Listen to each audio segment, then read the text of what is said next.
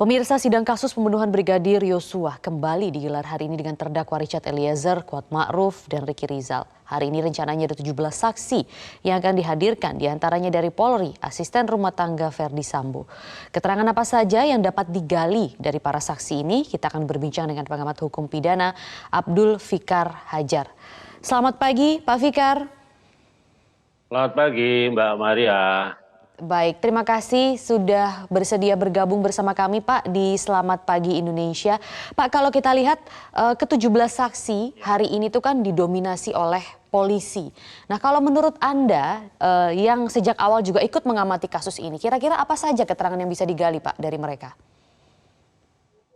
Menurut saya karena yang diperiksa itu lebih banyak anggota kepolisian gitu ya. Menurut saya ini mengarah pada pembuktian mengenai dakwaan obstruction of justice gitu ya. Umpamanya membuktikan penghilangan barang bukti gitu ya, menutupi kejadian yang sebenarnya gitu ya. Kemudian ya sekitar itu, artinya sekitar merubah dari kejadian sesungguhnya pada kejadian yang lain gitu ya, yang seolah-olah terjadi gitu. Itu yang memperkuat apa yang dikemukakan oleh terdakwa FS gitu, bahwa yang terjadi adalah pembunuhan gitu, tapi seolah-olah itu terjadi tembak menembak. Nah, saksi kepolisian itu untuk membuktikan itu ya, lebih banyak untuk membuktikan bahwa ada sengaja perbuatan yang dilakukan oleh FS ya, atau orang-orang yang sekarang membantunya, antara lain terdakwa Ricky Rizal dan Kuat Ma'ruf ya. Nah, itu mereka membantu melakukan sesuatu yang sebenarnya tidak terjadi tetapi seolah-olah terjadi. Nah, ini kan sama dengan dalam konteks hukum itu menghalang-halangi proses hukum sebenarnya. Nah, itu yang kemudian populer dengan istilah obstruction of justice gitu ya. Tapi sesungguhnya ya itu tadi ya, melakukan pembohongan gitu sehingga proses terhadap kejadian yang sesungguhnya tidak terjadi, dengan umpamanya keterangan-keterangan palsu, dengan menghilangkan barang bukti, dengan menutupi realitas yang sebenarnya gitu ya, menghalang-halangi penyidikan yang sebenarnya gitu. Baik. Bahkan kalau ya saya kira begitu.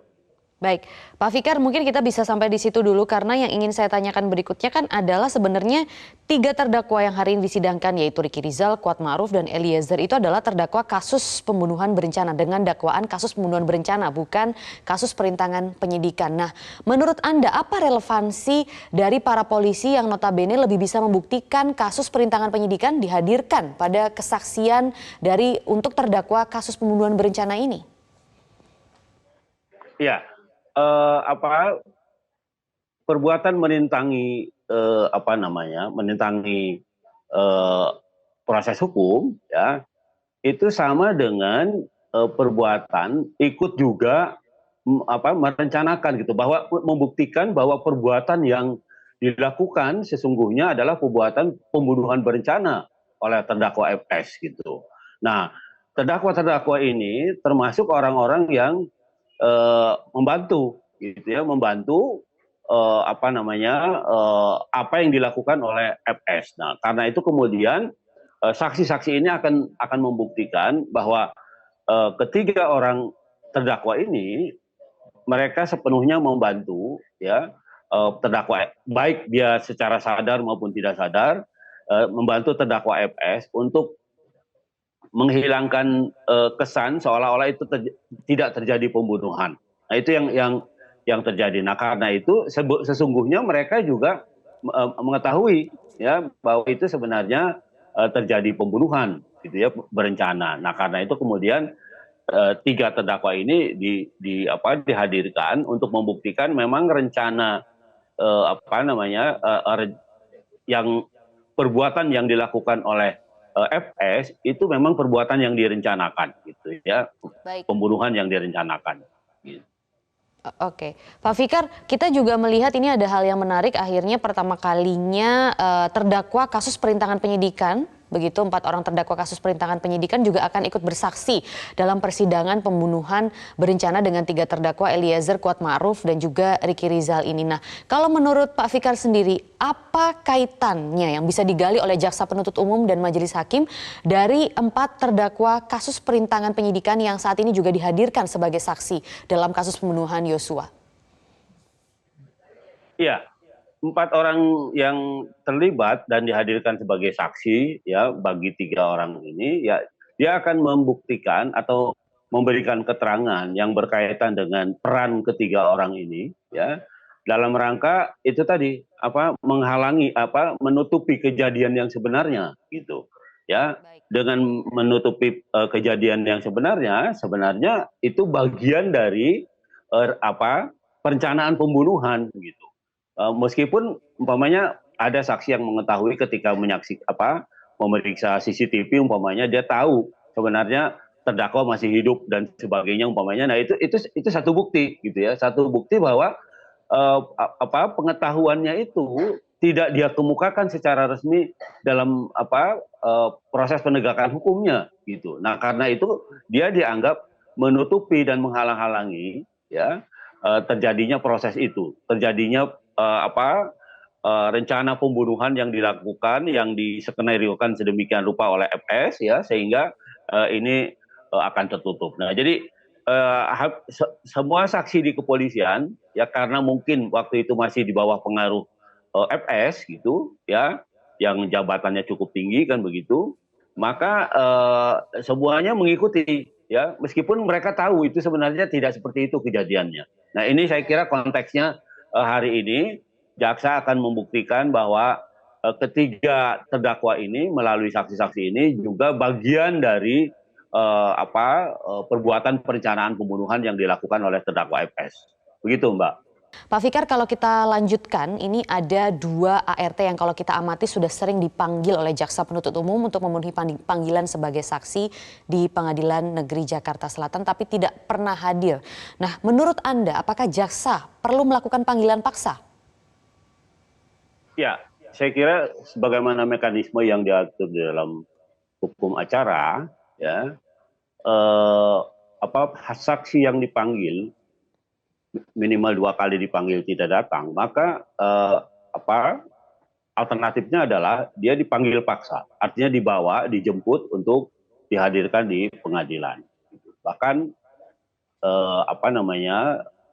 kalau melawan juga dan sebagainya, maka umpamanya hakim bisa mengancam untuk ditahan, gitu ya, untuk menetapkan saksi itu ditahan, gitu, karena sudah melakukan pembangkangan terhadap peradilan, gitu ya. Nah itu yang seharusnya seperti itu.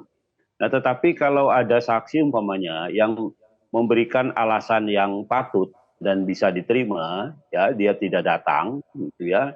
Eh,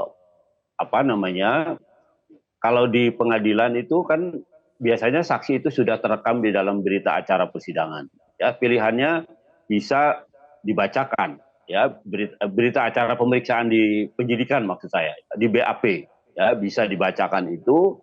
Tetapi saya kira sekarang karena zaman sudah maju dan teknologi juga sudah jalan ya, kalau ada umpamanya saksi yang memang alasannya bisa diterima bahwa dia tidak bisa datang ke pengadilan, saya kira bisa diperiksa melalui telekonferensi gitu. Artinya saksi itu tetap berada di tempatnya gitu ya, tetapi dia bisa diperiksa oleh pihak pengadilan dan kejaksaan ya di pengadilan gitu dengan mendengarkan kesaksiannya melalui telekonferensi itu tadi. Nah, saya kira itu juga satu kemajuan yang meskipun di dalam hukum acara pidana itu belum terakomodasi ya, tetapi saya kira itu kemajuan-kemajuan yang patut juga diterobos gitu ya di dalam kita menerapkan hukum acara sehingga Baik. tidak terjadi kebuntuan gitu. Meskipun memang ada ininya, ada ada solusinya, kalau tidak datang ya dipaksa datang gitu ya.